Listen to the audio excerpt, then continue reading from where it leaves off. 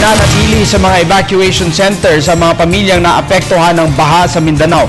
Ito'y bilang pag-alinsunod sa payo ng mga otoridad sa mga evacuees na hintayin munang bumuti ang lagay ng panahon upang matiyak ang kanilang kaligtasan. Ang ulat mula kay Vicky De Guzman ng PTV Davao. Ang ilang araw na patuloy na pag-ulan ay nagdulot ng pagbaha sa 10 munisipalidad, isang syudad at 65 barangay sa Rehiyon 11. Ito ang hinayag ng Assistant Regional Director ng Office of the Civil Defense Regional 11 na si Antonio Clo. Ayon sa kanya, marami na umano ang kanilang inilikas at pinayuhan nila itong huwag munang umuwi sa kanilang tahanan hanggat bumuti na ang panahon.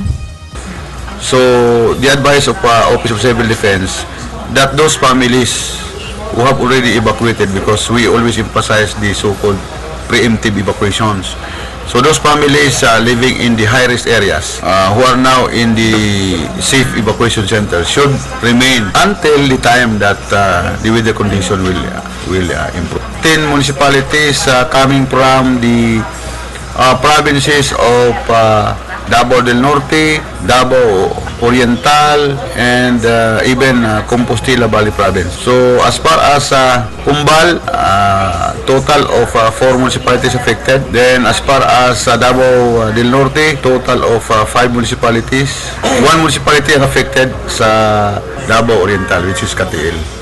Dagdag pa niya, sa Davao Region ay may naitalang 2 patay dahil sa pagkalunod, 1 sugatan at may 1 nawawala pa.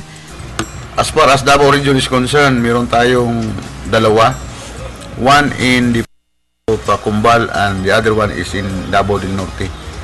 And we have 1 missing.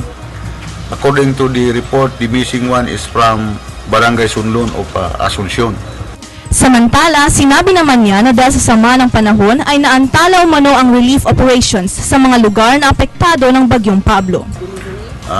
Delay of delivery from the municipality to the different barangays. Kasi ang nakita ko doon sa mga munisipyo, mayroon na silang mga naka-stock na mga relief goods. So kulang lang pag-deliver sa mga affected barangay. So bagamat nakahanda naman tumulong ang Philippine National Police, may nais naman iparating ang regional director nito upang mas maging handa pa silang rumisponde sa ganitong klaseng mga sakuna. Napakalaking challenge kasi sa amin kulang kami ng equipment. We have people to deploy, but because of yung lack ng equipment, hindi ma-realize yung full potential ng ating tao. Para sa Telebisyon ng Bayan, Vicky De Guzman.